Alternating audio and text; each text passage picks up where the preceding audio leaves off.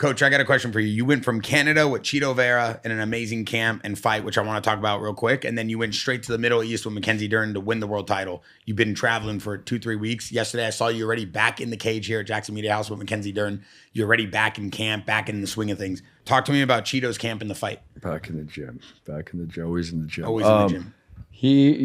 Everything was great with Chito. You know, we knew going into Canada we had to kill the Canadian guy every round in order to get the fight.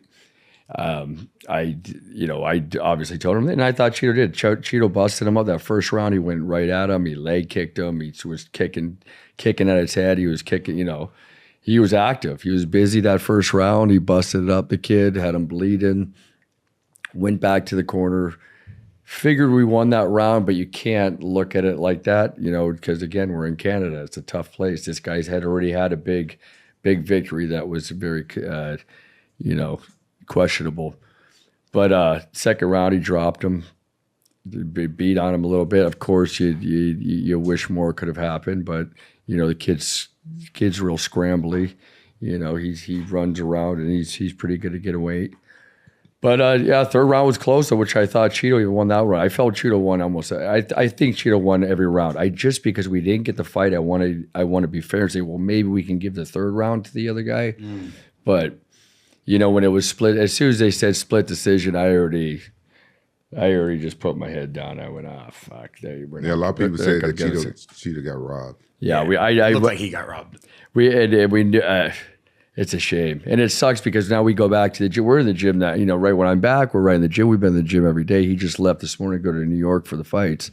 But he's back, and it sucks that we talk about it, but we got to talk about it in a different light because we lost. You know what I mean? So it sucks to talk about it because he did do a lot of things. Like even in the third round, I was thinking during the round, I'm like, it would be a shame for us to get robbed of this fight, you know, because Chito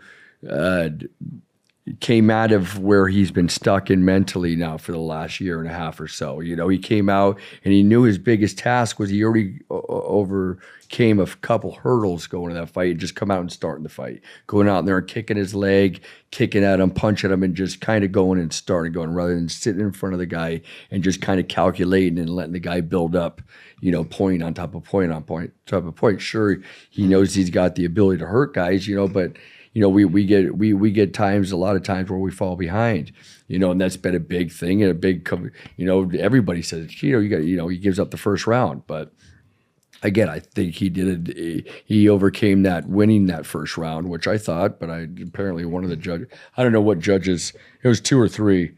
I don't know what the scorecards were. I don't know how they scored them. I never looked at it, but he definitely coming off a couple losses, you know, losing the world title fight, you know, going in there and, you know, not being in the best mental, you know, going through a burnout phase of his career and just, he's been fighting professional with the UFC since he was 19 years old, you know, 19, 20 years old or whatever it was. I mean, that's a long time. He's 32 now. He's going to be 33 in December. You know, a guy's in his peak has already been in a lot of fights, you know, so he just, I think, really needed to rejuvenate himself, rest a little bit, sit back, relax, just kind of let all the noise just pass him by, you know, that he's kind of went through over a couple year period of time with all the success he was gaining, you know, but at the end of the day, and he did do that, and he went through all that, and he really, you know, got his head together mentally, spiritually, physically, and winning that fight, and the kid's good, the kid's scrappy, and he beat Jose Aldo, he's a tough guy, but I thought that Chito really,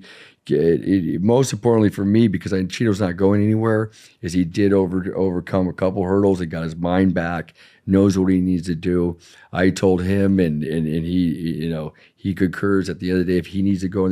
He left that cage screaming, yelling, "Fuck you, fuck the judges, fuck everybody," you know. But of course you see that, and people don't understand what being robbed really means.